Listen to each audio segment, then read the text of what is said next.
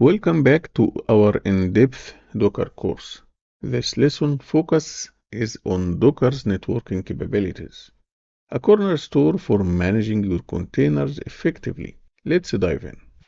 Docker provides various network modes such as bridge, host, and none to cater to different networking needs of containers.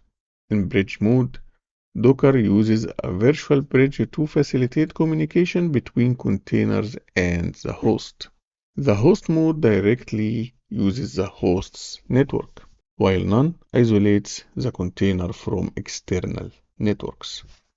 To demonstrate inter-container communication, let's start two containers on the default bridge network and use their names for communication. So what I will do here that I will run two containers in detached mode, then I will ping one container from the other one. So let's start by running the two containers. So let's type docker run -dit, then --name container 1, then alpine ash. Now we have our first container. I will run the second container from the same image, so I will just replace 1 to be 2 and press enter. Now we have two running containers. To validate our work, I will execute docker ps, and here we have container 1 and container 2.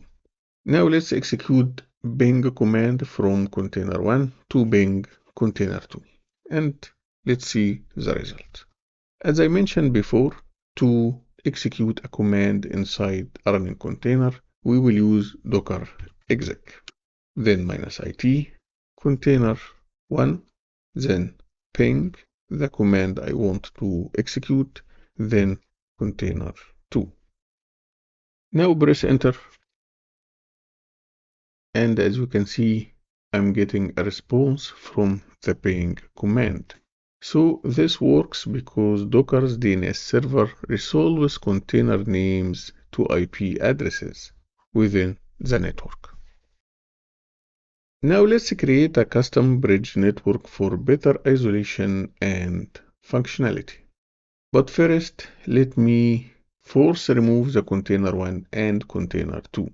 So if you added the -f to the rm command, you don't need to put the container in the stop state first before deleting it, because by adding -f, it will force deleting the running containers.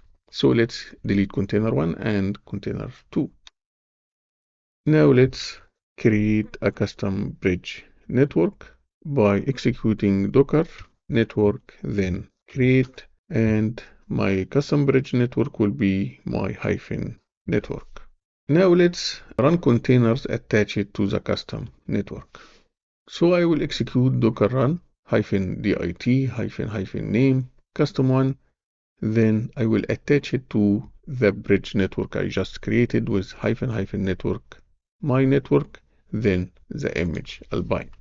Now press enter, and let's execute the command one more time, but this time I will run the custom2 container. Now let's ping from custom1 to custom2 containers. So I will type docker exec -it, then custom1 ping custom2.